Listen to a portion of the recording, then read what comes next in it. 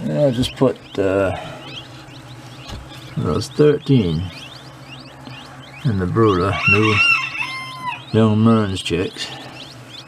They just hatched last night, and yeah, I got them in here just now. Just set the station up, ground feed, shallow water on lids, and yeah, I can't keep this open too long. You know, they'll get a little cool, but you know, a couple days they'll toughen up a little more. Yeah, we got 11 of stuff from my stock bred to Canadian males, and I've got 2 of the wild F1 male with one of my hens. And then in the house, in a separate hatcher, I just had one hatch from the half Mexican, half Canadian male to one of my hens. And we just hatched, and he's not even fluffed up yet. I'm gonna catch him tonight, and I'll put a green band on him. I put purple ones on the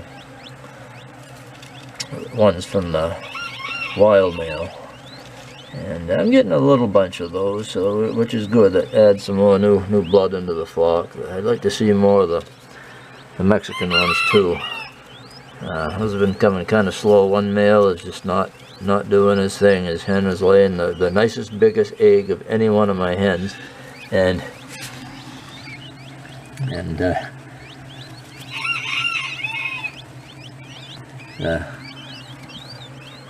the male, one fertile egg so far. But anyway, I'll shut this up, and yeah, I've got I guess about 30 something young Mearns. Of course, it's so early to say, you know, anything can happen at this stage. You're bound to lose 1 or 2, but been doing pretty well so far with that. So yeah, my place is a mess here. I've been up last night catching, and I burnt a lot of beaks last night on the older ones as I juggle them from different brooders, small brooders to big brooders. If you're going to handle them, you might as well burn the beaks back. You know, small amounts I'll use the clippers, but I get big amounts, big hatches. I use the no, actually it's my rope burning tool for rigging rope. So I've got a bunch of mountain chicks in here that are just a few days old, and they got it last night. And here I got some Mearns that are a little bit older, last week's batch. So, and a few in there with them from the week before. You know, as long as the beaks are burnt, they're a week apart. They usually don't bother each other. So good. Yeah, I got like 3 batches of mountain quail in here. Some of the birds. That's I think the oldest ones that are going outside tomorrow. These are the next youngest, and these are the youngest ones here. No, I've got that backwards. These are the next youngest, and these are the youngest here. But they'll all be going out this week. I've got, so far, I've got 28 with mother hens down below, and they're the biggest, oldest ones. Some of them are just about full grown. They just, you know, have to color out. I've got both of these pens full. I've got 32 in one pen, 26 in the other. Just got done mowing, weed whacking the other day.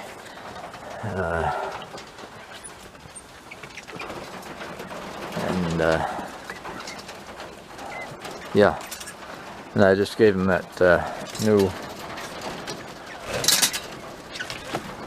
the first dose of the new Missouri starter crumble, which is it's a cooked crumble, and it's hard, and you don't get any dust waste in the bag, and it's supposed to be the best brand with the most nutrition. So I've been giving it to the breeders this year, and they've been cranking them out. So, and here is an older bunch.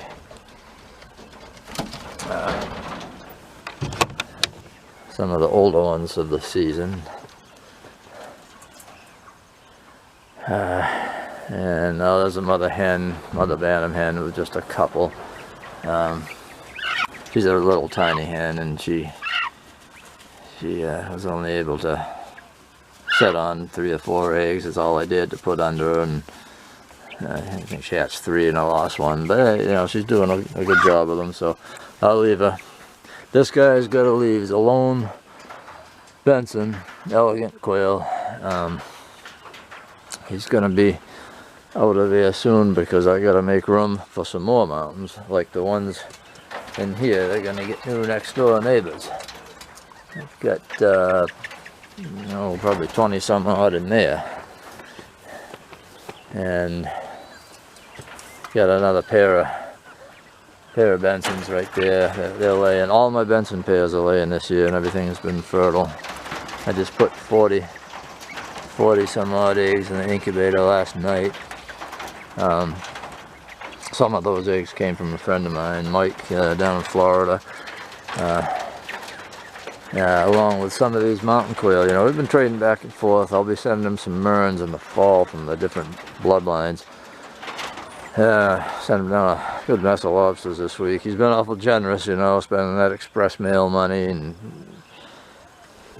you know, it's just he's a good guy. You know, he's one of the few that you can trust. One of the few likable people in this business, and him and Jack and Grant Troyer out in Washington, he's been real good too. He's been sending me some of his. He just does it for a hobby. He called me up and he said, Scott, he says, you're the only one that I ever liked. And you know, I'm not trying to toot my horn, but he's dealt with all of these jokers, you know, and you know, even that bitch out in Washington there, you know, she lives a couple hours from him. He's met up with her before, and he talks to her now and then. He says, gee, see, just like I said, mad mountain quail lady. She is an angry bird, you know. All she does, he says, is bitch, bitch, bitch. So, anyway, here's my youngest bunch outside. You can see him from here. Maybe that lighting's better. But I've got a lot of young mountain quail, and I'm getting a few deposits on them, a few payments. I should have about, I think I got around 250 right now, and I've got more in the garage and brooders, and that's the last batch of them right there that I put out the other day. Actually, I'm glad, because I'm getting a little low on pen space. I've got some empty pens there, Merns pens, the double deckers. I know you've seen them in my videos a lot, but yeah, I keep my Merns breeders in these. And in case any of you never seen my videos, what I do is solid plywood floor, shavings, padded ceiling, because if something spooks them, fox, owl, whatever, and the hawk flies by, they'll panic, and they're really strong, and they'll bounce up and bounce up and bounce up, and the more they do it, the more panic they get, and the more they keep doing it. Now, if they were bouncing against hardware cloth or wire or plywood, they scalp their heads right down to the bone in the skull. So buy yourself some carpet foam, staple it up. It's not very pretty, but it'll save all your Merns, because at some point, if you live out in the country and you got predators, they're gonna get spooked. And I got a few extra males in this one.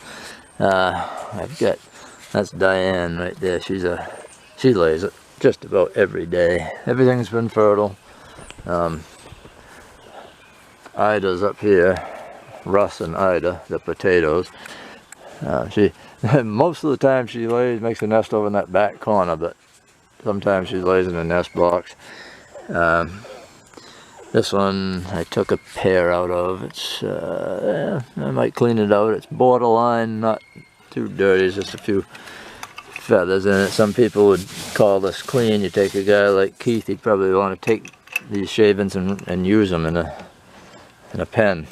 Well, but now Keith, he doesn't use shavings anymore because, and he wrote a post on me on Facebook that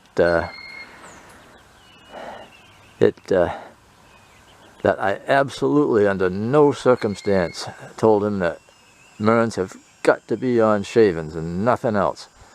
Well, they can be on hay, they can be on straw, they can be on rice hulls, but most people don't give Mearns a wire bottom. Sure, you can do it. You got to trim their toenails off, and still they could get a hangnail and go after each other's feet. He's a Mickey Mouse amateur. He's a joke, and just about everybody that follows his page is a fucking idiot. They give that guy likes on his every question people ask him. Very seldom does he give the right answer, or only half. I mean, he's been in this for 5 years. He really hasn't learned shit for a guy that's been in it for 5 years. Look at Mike, been in it for 4 or 5 years. He's got the best setup in the country. Even blows mine all the way, you know. And I mean, he spent thousands and thousands of dollars. Everything he builds is out of pressure treated. He uses the best wire, the best mesh, the best everything. Custom designs a lot of things, improves on everything. Really, you know, me and Jack kind of got him going on it, but he, one of the guys that doesn't need to be spoon-fed on every little thing. I mean, a lot of people I've had to fucking chew their food and wipe their asses for them, non-stop for years. Hey Scott, how do you do this? How do you do that? How do you do this? Use your fucking head. After a while, you ought to be able to fucking learn something, for Christ's sake. So, yeah, but no, but he does everything on his own now. Once in a great while, he might ask something, just, you know, but not often. A lot of times he'll tell us what he came across and what he discovered, and it works. You know, I don't mind. In fact, I like someone telling me anything that they've learned, and that works or doesn't work, and no, that's a good thing.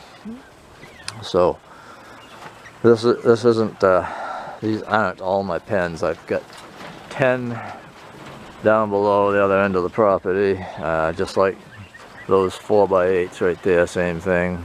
A few of them have padded ceilings for my Mearns. I got a pair in one of them right now that's laying, and I got the other one empty to put some of the young ones in when they hatch. I've got 3 of those double deckers empty, and I can always take those extra males and put them into something smaller, a little smaller. I don't want to overcrowd them. But I burnt their beaks back, because every now and then they get hair across their ass and get chasing each other around and feather pulling. But so burn their beaks back. They can't do any damage. And yeah.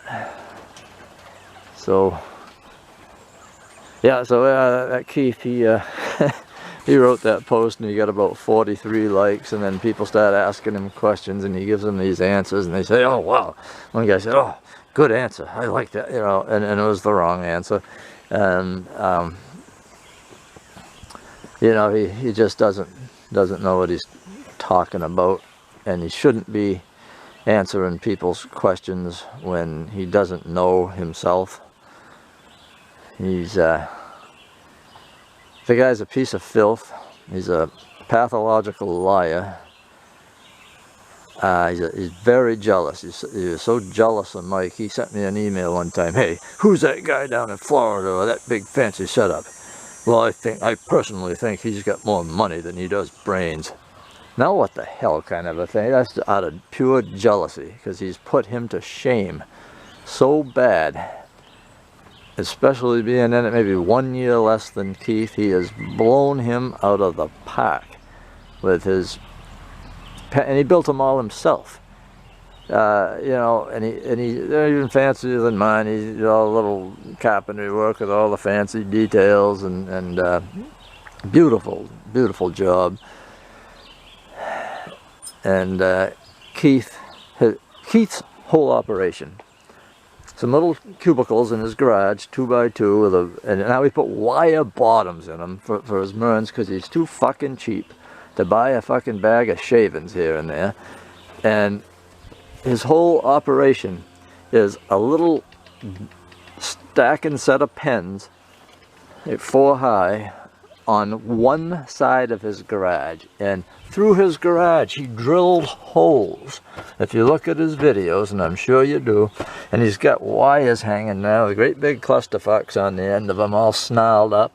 And then he put this video on. Oh, I have this expensive silicone tubing that I run out for my automatic watering system.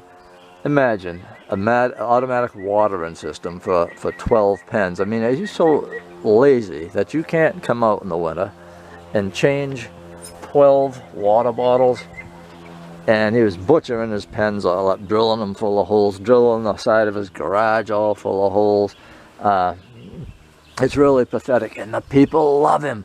He's got twice the followers I do on Facebook. See what they are people that are not serious bird breeders. They're just so Mickey Mouse, and never will learn anything, especially asking that guy for advice. And yeah, this is where I keep. You see, this is a compressed bag of shit right here. Yeah, they're $5 and change. My shavings bill every year is like $1,500. Might be about $2,000 this year. I got so damn many mountains, but and I've been buying the Missouri feed for the most part. This is the pellet. It's just like BB's, a little bit bigger than BB's, and it's cooked, so and it's nice and hard. And the starter crumble, where is that now? Oh, I've got that in this, but it's I just showed it. Here's a feeder I just filled for somebody. Yeah, it's little granules, little granules that are cooked, and there's no dust waste in the bag, like I said. But the people that follow Keith's site and the questions they ask, you can already tell that they will never amount to a piss hole in the snow in raising any kind of exotic quail. Yeah, and Keith's got one brooder in his shed, but his wife won't let him build a grow out pen or anything like this, so he can grow out some young birds. He's pussy whipped by his wife so bad that she wears the pants in the family. And oh,